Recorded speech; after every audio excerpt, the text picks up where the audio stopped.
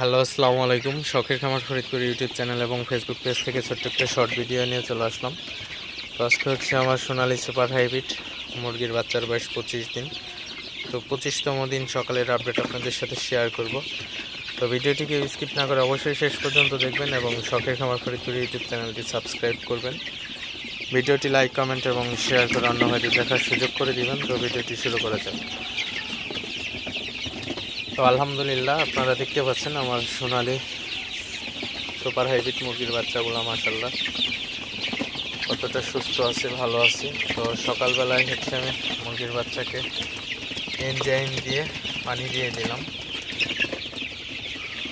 তো আপনারা দেখতে পাচ্ছেন আমার মুরগির বাচ্চাগুলো কিন্তু পানি খাইতেছে। তো আসলে মুরগির ঘরে আসলে ঢুকলে এখন ভালোই লাগে, মুরগির বাচ্চাগুলো দেখতে খুবই সুন্দর লাগে। তো সবচেয়ে ভালো লাগে বাচ্চাগুলো যখন সুস্থ থাকে, ভালো থাকে, তো তখন কিন্তু আসলে খুবই ভালো লাগে।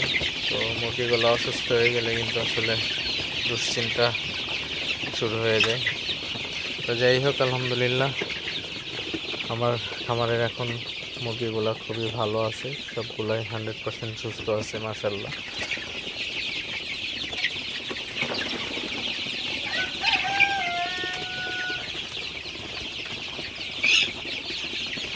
তো অবশ্যই আপনারা চেষ্টা করবেন মুরগিগুলাকে একটু তাড়াই দেওয়ার জন্য, কারণ মুরগিগুলাকে যদি আপনি সঠিকভাবে তাড়ান সেক্ষেত্রে কিন্তু আপনার মুরগিগুলা কিন্তু ওজনটা কিন্তু খুবই ভালো আসবে এবং খাবারটা সমানভাবে খাইতে পারবে।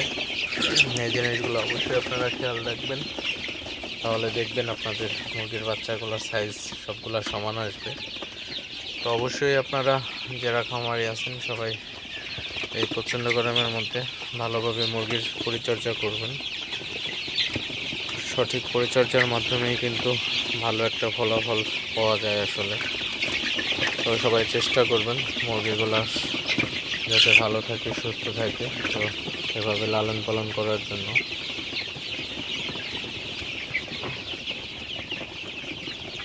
বাচ্চাগুলো ফিট খাইতেছে আসলে। তো ওজনটা প্রায় 350 গ্রাম আবার হয়ে গেছে সম্ভবত, এখনো মাপা হয় নাই।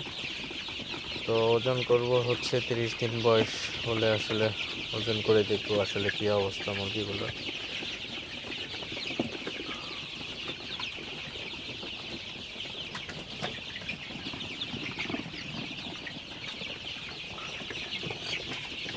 তো যাই হোক, ভিডিওটি আর বেশি বড় করবো না। সবাই ভালো থাকবেন, সুস্থ থাকবেন। শখের খামার ফরিদপুর ইউটিউব চ্যানেলটি অবশ্যই সাবস্ক্রাইব করবেন।